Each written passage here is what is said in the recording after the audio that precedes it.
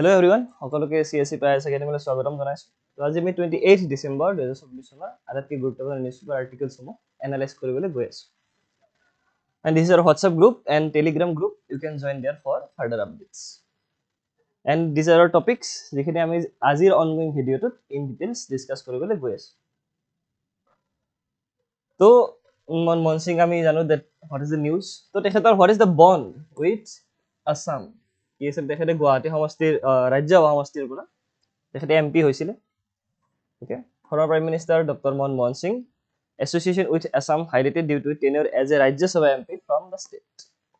His contributions to Assam and India during his time as Union Finance Minister and Prime Minister were revealed. Rajya Sabha tenure is elected from Rajya Sabha 1991 from Assam, served 6 consecutive terms. 6টা consecutive term, that is 30 years. 1991 পৰা 2019 লৈকে. Shifted his address to Assam, London Nagar, Horu Motoria, to represent the state.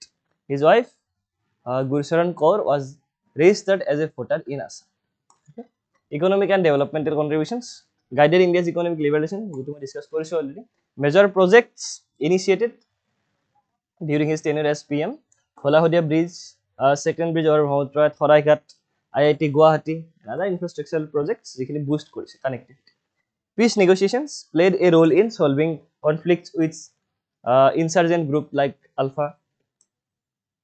Okay, I encouraged peace talk between Alpha factions and government of India.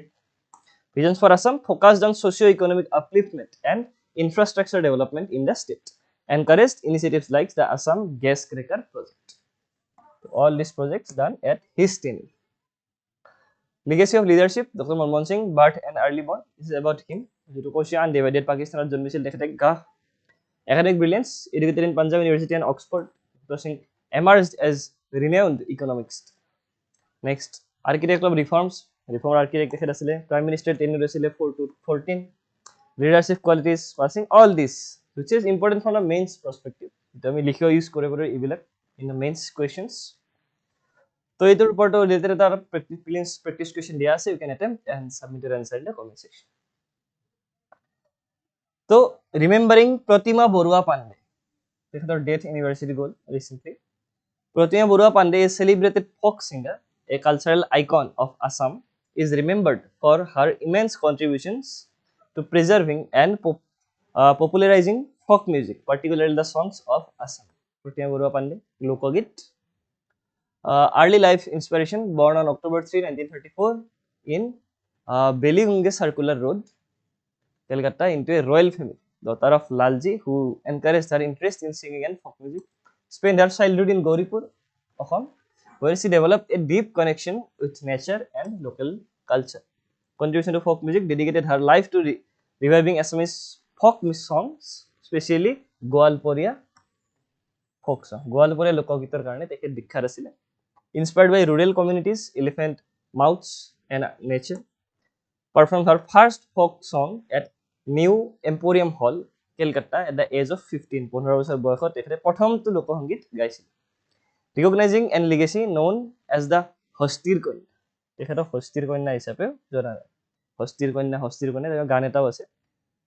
Of her connection with rural life and simplicity, work to bridge the divide between mainstream culture and rural traditions. Recorded folk songs with All India Radio and made them accessible to a wider audience. Passed away on October 27, 2002, living this earth. Okay, so this topic to report a please practice question dia ase, you can attempt and submit your answer in the comment section.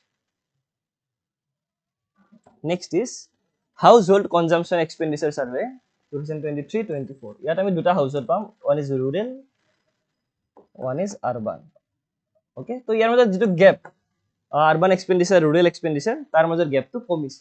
Okay, the household consumption expenditure survey released by the Ministry of Statistics and Program Implementation (MOSPI) highlights a narrowing gap between rural and urban consumption spending. Key insights include a rise in rural consumption, changes in food expenditure patterns, and the decline in consumption inequality. What is consumption inequality? Suppose this is a rural area and this is a urban area. So day to day daily life consumption, suppose rural যদি 100 টাকা হয়, urban area daily consumption কিমান আছিল এজন ব্যক্তি suppose আছিল ইয়াত 800 rupees, that is 800% more in urban areas. তো এই গ্যাপটো লাহে লাহে কমিছে, suppose এইটো 800 হতে আছে বা এইটো 1000 হৈ গৈছে, ইয়াৰ কনজাম্পশন কি হৈছে 700 হৈ গৈছে। তো গ্যাপ আগতে কিমান আছিল 700 rupees আছিল, এতিয়া গ্যাপ কিমান আছে এতিয়া only 300 rupees. So this gap is decreasing day by day, সেইটো কোৱা হৈছে in this survey. Key insights include a rise in rural consumption, changes in food expenditure patterns, and a decline in consumption inequality. So narrowing rural-urban consumption gap, the urban-rural gap in average monthly per capita expenditures, decreased to 69.7% in 2023-24, down from 71.2% in 22-23, and 83.9% is 11-12. 83.9% difference asile, এতিয়া কিমান কমিছে 69.7%, ইমান decrease হৈ। So rural monthly per capita expenditure grew faster than urban in last year, reflecting higher consumption growth in rural areas. যদি consumption হয় growth কেনেকে হ'ব, consumption হলে কি বাঢ়িব demand, demand বাঢ়িলে কি হ'ব production, demand বাঢ়িলে production, production বাঢ়িলে কি হ'ব employment generation,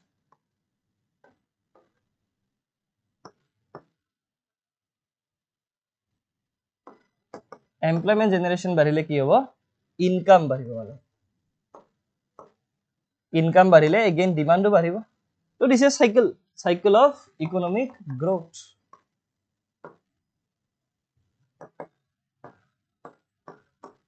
This is a cycle of economic growth.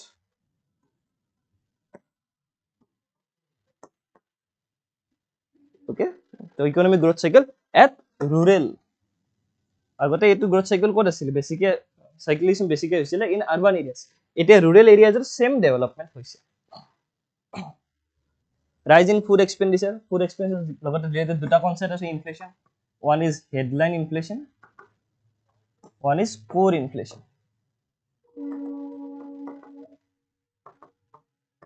volatile price movement যাৰ হয় সেইবিলাক headline inflation, সেইবিলাক নধৰাকে যিখিনি বাকি ৰৈ যায় সেইখিনি core inflation. Share of food in total consumption rose in both rural and urban households, likely due to higher prices.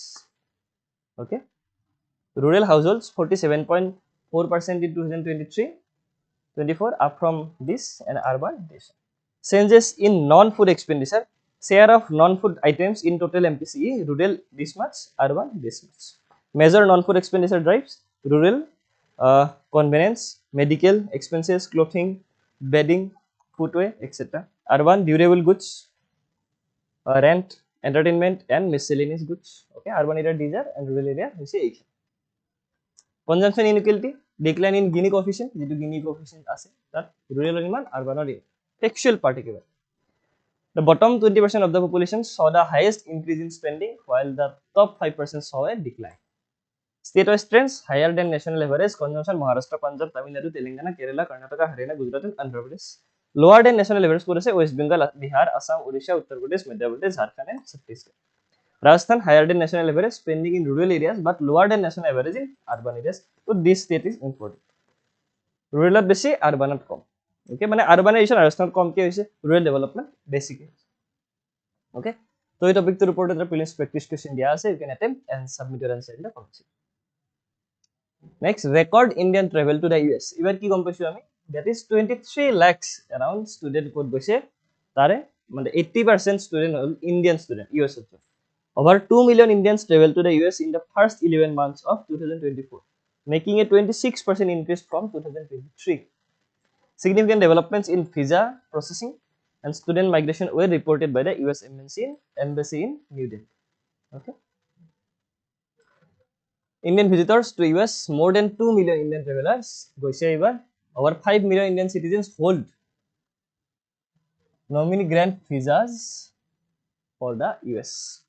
Over 1 million nominee grant visas were issued in the second consecutive year of 2024, including a record number of visitor visas. Now, student visa also. Indian immigrant and skilled professional migration. Tens of thousands of immigrant visas issued for family reunification and skilled professionals. Indians immigrants contributed to the growing Indian diaspora in the US. student visa itu important মই কৈছো আগতে okay J1 visa flexibility. What is this? India's removal from the exchange visitors skill list provided greater flexibility for J1 visa holders, allowing them to stay in the US for extended period. কি কৰিছে extended period থাকাৰ কাৰণে allow কৰিছে consular services over 24,000 passports and consular services provided to American citizens living in or traveling to India. Okay. So, this topic report or prelims practice question diya ase. You can attempt and submit your answer in the comment section. Next, India's push for the Siang Upper Multipurpose Projects. কি হৈছে চাইনাই কৈছে যে যেটো সিনট্যাক্সিক্যাল band আছে Brahmaputra নামচা Barua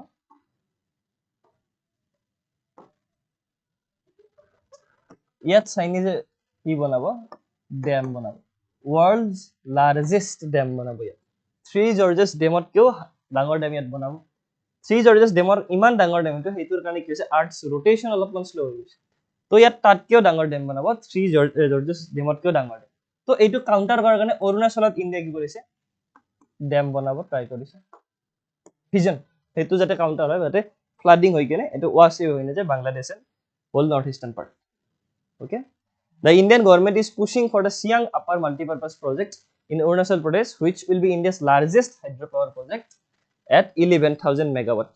This comes as a countermeasure to China's plan to build the world's largest dam on the Yarlung-Gangbo River in Tibet. The project has sparked protests from local communities, particularly the Adi tribe, over fears of displacement and loss of livelihood. Obviously, ethnic problem আহিবই যিকোনো যদি আমি tribal এৰিয়াত কিবা এটা কাম কৰিব লাগে background context Siang River kyo because of Chinese aggression and Chinese dam tar counterpart hisabe project specification proposed by National Hydroelectric Power Corporation NHPC scale 11,000 highest capacity with a reservoir of 9 billion cubic meters affected areas blizzard earthquakes 13 completely submerged 27 partially affected major sites Perong Dait Dam Siang district and Ugang Upper Siang district local opposition livelihood threats farmer fears and fertile plains যিখিনি loss হ'ব বা rehabilitation হ'ব তাৰ কাৰণে কি হৈছে local প্ৰটেষ্টাৰ্স cultural concerns all these are here. Next, government position strategic importance the project is essential to mitigate the risk from China's proposed dam on Yarlung-Gangbo described as potential water bomb. Okay, premises to locals compensation up to 5 times of normal rate rehabilitation medical facility all this হেতুৰ counter measure হৈছে যিখিনি local threat আছে সেইখিনি হয়তো compensate কৰি আমি ঠিক কৰিব পাৰিম বা যেটো কাউন্টাৰ পাৰ্ট আমি কৰিব লাগে চাইনাই যদি ড্যাম বনাই তাত নামচা বৰুৱা ৰিজনত then of course it will act as a water bomb for all the north eastern states and as well as Bangladesh তো এই টপিকটোৰ ওপৰত এটা প্ৰিলিমছ প্ৰেক্টিছ কোৱেশ্চন দিয়া আছে you can attempt and submit your answer in the comment section তো today's pre fact is national mathematics award to doctor M.K. Majumdar. The government of India celebrates December 22 as National Mathematics Day in the honor of mathematician S. Ramanujan. Dr. Munindra Kumar Majumdar, a mathematics teacher from Maria's Public School, Guwahati. The award ceremony took place during the 18th National Mathematics Conference held at Vigyan Nagar, Ahmedabad from December 20 to 22. Dr. Majumdar's previous accolades include National Award by DST, National Award by NCERT and CBSE Teachers Award. Okay, তেখেতক কি দিয়া হৈছে তেখেতক দিয়া হৈছে National Mathematics Award. And the second prefect is annual survey of unincorporated sector enterprises. Annual survey of unincorporated sector enterprises. It key outputs, presentation of unincorporated enterprises in different industries, job creation in small enterprises, economic contribution of small enterprises, need of small enterprises, loan provided to small enterprises, and use of information and communication technology by small enterprises. All are there in this annual survey of unincorporated sector enterprises. So এইখিনি আছিল আমাৰ আজিৰ newspaper analysis ভিডিওটো লগতে আমি আমাৰ initiative কিনে কৈ দিছো আমাৰ ফাউন্ডেশন বেচ স্টাৰ্ট হ'ব গৈছে from 3rd of January okay আৰু এই সকল নিউজ ফেকাল্টিৰ পৰা আপোনালোকে হোল কভাৰেজ পাব গোটেই কভাৰেজ হ'ব সিলেবাসখন তো do join CSAP IAS academy আৰু যেটো প্ৰাইস অবভিয়াসলি যেটো মাৰ্কেট ৰেট চলিছে তাতকে বহুত কমতে আপোনালোকে এটো এভেইল কৰিব পাৰিব ওকে তো do join CSAP IAS academy and fulfil your dream of becoming a civil servant. And for the first time in the northeastern states, CSAP IAS Academy free of cost agboraise prelims crash course exclusively available on CSAP IAS Academy YouTube channel. So দুটাই class daily থাকিব 7 to 9 and 9 to 11 লগতে Sunday special ক্লাसेसও থাকিব আৰু ইয়াৰ আমি সমূহ কন্টেন্টখিনিও আগবঢ়াইছোঁ কন্টেন্টখিনি exclusively available on CSAP IS Academy application আপোনালোকে iStore বা Play Store পৰা ডাউনলোড কৰি ল'ব পাৰিব লগতে এই কন্টেন্টখিনিৰ কাৰণে we are just charging only ₹100 as a promise money okay so that's all from our side today hope you liked it and thanks for watching